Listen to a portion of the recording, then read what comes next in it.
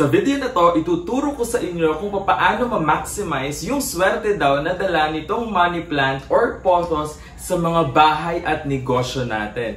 And please make sure to finish the whole video dahil meron din po tayong mga tanong na sasagutin galing sa mga subscribers natin tungkol sa pagpo-propagate ng tama dito sa pothos.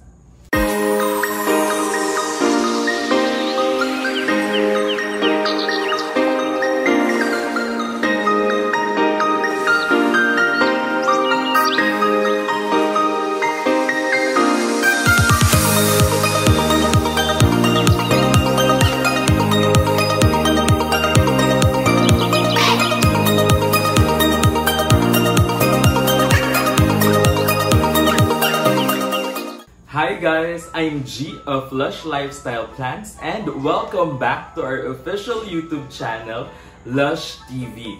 So for today's episode, as promised, ituturo ko sa inyo kung paano maximize yung swerte na dala ng pothos or ng money plant sa mga bahay at negosyo natin. So, mamaya din po sa Lush and Learn, meron tayong sasagutin ng mga questions about sa tamang pagpo-propagate or pagpaparami nitong pothos ninyo. But before tayo pumunta sa mga swerte na aspeto, ituro ko muna sa inyo very quick yung care tips na ginagawa ko sa pothos ko kaya ganito siya ka-lush. So, sa pothos, hindi siya ganun ka I would say sensitive kasi itong pothos ko na to particularly nakakakuha po siya ng direct sunlight. Again, ang direct sunlight masama sa halaman kung hindi siya sanay and kung harsh yung nakukuha niyang direct sunlight like around 12 ng tanghali hanggang alas 2 ng hapon. Sobrang init nun. Hindi siya nakaka-receive ng ganong tindi ng init. Ang nare-receive niya lang na direct sunlight ay yung early morning or yung umaga, mga hanggang 9 AM, nakaka-receive siya ng direct sunlight. Kaya minsan, may mga makikita ka ibang dahon parang nasunog din, pero majority ng mga dahon niya okay pa rin. Sa soil mixture, wala kang magiging problema dito sa pothos. Yung iba, gumagamit ng chunky na soil mixture. And ako, nakagawa na rin ako ng chunky na soil mixture dito sa channel natin. Ilalagay ko yung link dito sa taas. So, i-click nyo lang yun kung gusto nyong mapanood kung paano gumawa. Pero kung loam soil ang meron ka, okay lang din yun. Hindi masyadong maselan yung pothos sa lupa na gagamitin nyo. Actually, itong lupa na kinatataniman ng pothos ko ngayon, loam soil lang po ito na may halong konting Carabao manure. Kaya I would say yun din yung naging natural source of nitrogen niya. Kaya ganito kalalaki yung dahon ng pothos ko na to. So, hindi siya maarte doon. Pagdating naman sa watering, hindi rin siya masyadong maselan kasi gusto nila na moist yung lupa na pinagtataniman sa kanila. So, make sure lang na moist, hindi po soggy na wet kasi yun yung nakaka-cause ng root rot. Moist lang po yung lupa na kailangan sa kanila. So, I would say mga once or twice or hanggang 3 times a week. Depende sa location na pinaglalagyan ninyo ng pothos ninyo. And sa fertilizer, walang problema. Sabi ko nga sa inyo, ito hinaluan ko lang ng Carabao manure. Natural source ng nitrogen. Napakalakas po ng nitrogen nun. Kung gusto niyo bumili ng Carabao manure, ilalagay ko po yung link sa baba. Pwede kayo makabili, gamitin nyo rin sa mga halaman ninyo. And dito, ang ginagamit ko lang sa pothos ko na to ay complete fertilizer. Every 3 months ko lang siya binubudbod sa topsoil. And nagko-complement dun sa inilagay ko na Carabao manure dito sa soil mixture na to. Now, dun na tayo sa mga pampaswerte na aspeto nitong money plant. Ang sabi nila, itong money plant or pothos ay isa sa pinakamagandang feng shui na plant dahil nagre-release siya ng positive energy sa lugar na pinaglalagyan niyo sa kanya. Ngayon, kung mapapansin niyo, itong money plant or pothos, papataas yung pag-grow ng shoots niya. Kahit na magte-trail siya, papataas pa rin yan dahil ito daw yung nagbibigay ng magandang well-being para sa mga tao na nakapalibot sa halaman na to.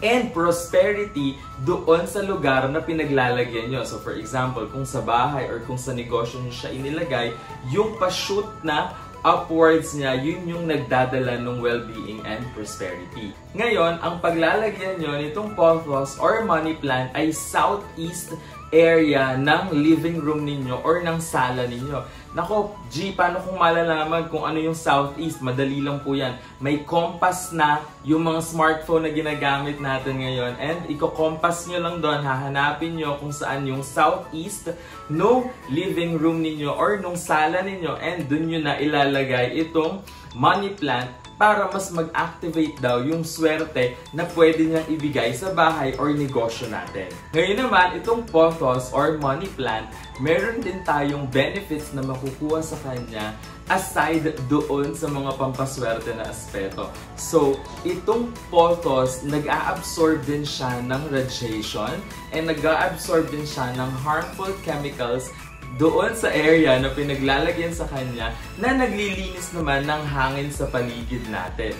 Ngayon, advisable din po na ilagay siya malapit sa TV, sa computer, sa ref, or sa iba pang mga appliances or gadgets na nagre-release ng radiation dahil ina-absorb niya din yung radiation na inilalabas ng mga gadgets or electric appliances sa bahay natin. And additional po, nagre-reduce din siya or nakakababa ng level ng anxiety and stress, lalo na kapag nakakakita tayo ng mga halaman sa paligid natin. So, aside doon sa mga pampaswerte na benefits na makukuha natin sa money plant or sa pothos, marami din tayo talagang benefits na makukuha sa kanya just by placing it sa loob ng bahay or kwarto or living room natin.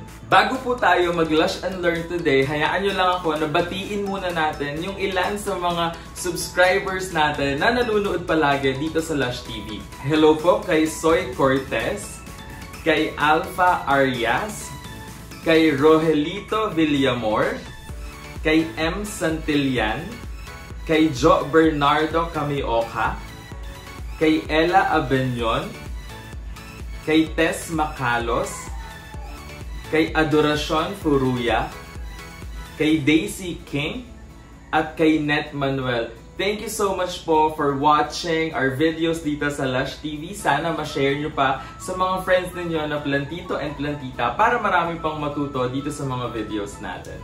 And now, para sa ating Lush and Learn. So as promised po, yung Lush and Learn natin ngayon ay sasagutin po natin yung mga questions about sa pagpaparami or pagpapropagate ng pothos or money plant ninyo. Ang first question po natin ay galing kay Jazz De Gallo. Ang sabi niya, tutubo pa rin po ba yung pinaggupitan ng cuttings? Thank you po. Very clear and informative po ang videos ninyo. Madali maintindihan. So first of all, Jazz, thank you sa positive feedback na ibinigay nyo dito sa amin sa Lush TV. Na-appreciate po namin yun.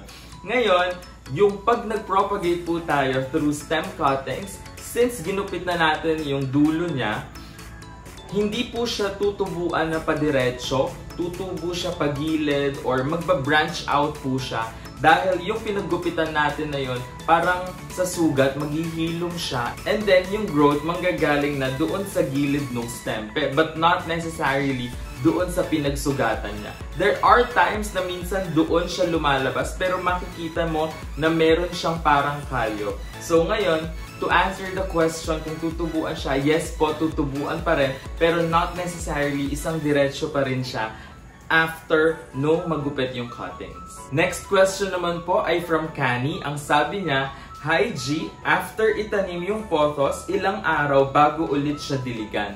Ayun, magandang question po yon dahil nga sa pagpapropagate ng pothos, kung naibabad na natin siya sa tubig and nag-ugat na siya, kapag inilipat na po natin siya sa lupa, kailangan panatilihin po natin moist yung lupa for 2 weeks. Dahil nagtatransition po yung mga ugat na galing sa tubig papunta sa soil. Ayaw natin na ma-shock yung ugat sa new environment niya. So make sure po to keep the soil moist for 2 weeks. Pwedeng i-mist-mist nyo lang yung soil para maging moist siya. Or just make sure na bago nyo siya diligan ay hindi wet na wet yung soil na ginamit nyo. You can use your finger para itusok doon sa lupa, ma-feel ninyo kung basa pa or hindi na.